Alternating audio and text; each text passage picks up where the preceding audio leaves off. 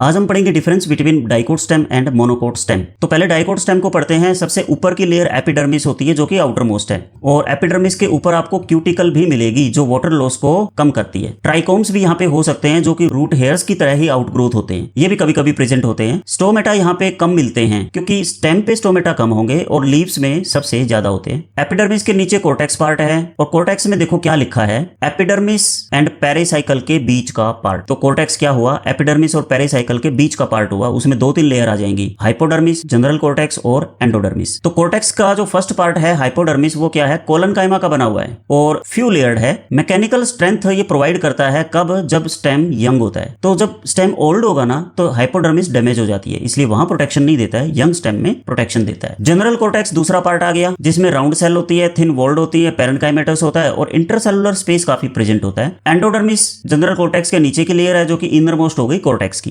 Starch grain यहाँ पे present होता है और इसलिए इस एंडोडर्मिस को बोलते हैं स्टार्च शीथ। कोर्टेक्स के नीचे पेरिसाइकल होगा जो कि सेमिल्यूनर पैचेस में प्रेजेंट होता है, और स्क्लेरेनकाइमा का पेरिसाइकल प्रेजेंट होगा कब, फ्लोएम के बिल्कुल ठीक ऊपर। तो ये डायग्राम में देखो, ये फ्लोएम है ना, फ्लोएम के जस्ट ऊपर वाली पेरिसाइकल तो आपको स्क्लेरेनकाइमा की मिलेगी, आसपास की पेरेन्काइमा की हो सकती है। चलिए एक बार डायग्राम देख लेते हैं इसका, फिर बाकी चीजें देखेंगे। सबसे ऊपर एपिडर्मिस है, फिर कोलनकाइमा लिख दिया, तो कोलनकाइमा लिख के ये क्या बता रहे हैं कि ये हाइपोडर्मिस है। पेरेन्काइमा लिखा है नीचे, पेरेन्काइमा ये किसको रिप्रेजेंट कर रहा है, कोर्टेक्स को। फिर एंडोडर्मिस आ जाएगा, फिर ये पेरिसाइकल आ जाएगी, और पेरिसाइकल के नीचे ये फ्लोएम है, और फ्लोएम और जाइलम के बीच में ये कैम्बियम है। तो जाइलम में 2 पार्ट है, क्या, मेटाजाइलम और प्रोटोजाइलम। पिथ यहाँ पे सेंट्रल पार्ट है। तो ये इसका ट्रांसवर्स सेक्शन का डायग्राम है। तो एपिडर्मिस ऊपर शो कर दी, एपिडर्मल हेयर ऊपर शो कर दिए, एपिडर्मिस नीचे है, हाइपोडर्मिस उसके नीचे है, पेरेन्काइमा किसको शो कर रहे हैं, कोर्टेक्स को, एंडोडर्मिस फिर और नीचे आ गई, पेरिसाइकल उसके नीचे है, वेस्कुलर बंडल यहां से यहां तक का ये वेस्कुलर बंडल है, और इस वेस्कुलर बंडल में बाहर फ्लोएम है,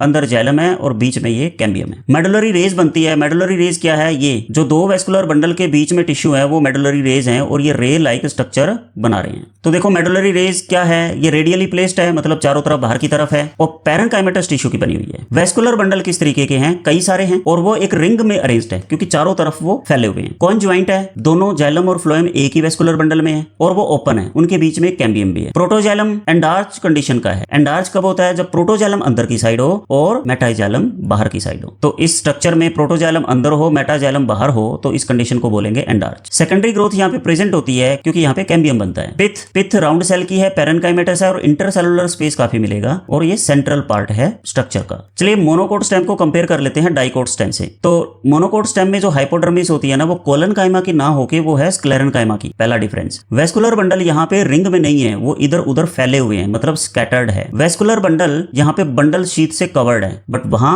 डाइकोट में बंडल शीथ नहीं है। ग्राउंड टिश्यू यहाँ पे अनडिफरेंशिएटेड है, तो ये लार्ज है, पेरेन्काइमा का बना हुआ है, ये अलग अलग लेयर नहीं बनाता जैसे एंडोडर्मिस, पेरिसाइकल वगैरह। वेस्कुलर बंडल यहाँ कॉन्ज्वाइंट क्लोज्ड है, क्लोज्ड का मतलब यहाँ कैम्बियम नहीं बनेगा, मोनोकोट में कैम्बियम नहीं बनता। वेस्कुलर बंडल यहाँ बाहर वाले छोटे हैं, सेंटर वाले लार्ज हैं, ये डायग्राम में बताऊंगा। फ्लोएम पेरेन्काइमा मोनोकोट में एब्सेंट होता है, और वेस्कुलर बंडल में वाटर कैविटी प्रेजेंट होती है जो कि डाइकोट में नहीं थी। सेकेंडरी ग्रोथ एब्सेंट होती है मोनोकोट में क्योंकि सेकेंडरी ग्रोथ डाइकोट में ही होती है। ये लो डायग्राम देखो, ये मोनोकोट के स्टेम का डायग्राम है। इसमें सबसे ऊपर एपिडर्मिस है, फिर हाइपोडर्मिस है जो कि स्क्लेरेनकाइमा की है। वेस्कुलर बंडल यहाँ पे रिंग में नहीं, इधर उधर इधर स्कैटर्ड है, और उनके बीच में ये जो कलर है ग्रीन कलर, ये ग्रीन कलर क्या है, ये है ग्राउंड टिश्यू। तो इसमें अलग अलग लेयर नहीं बनाई ग्राउंड टिश्यू ने, जैसे एंडोडर्मिस या पेरिसाइकल। बाहर वाले वेस्कुलर बंडल छोटे छोटे हैं और सेंटर वाले बड़े बड़े हैं।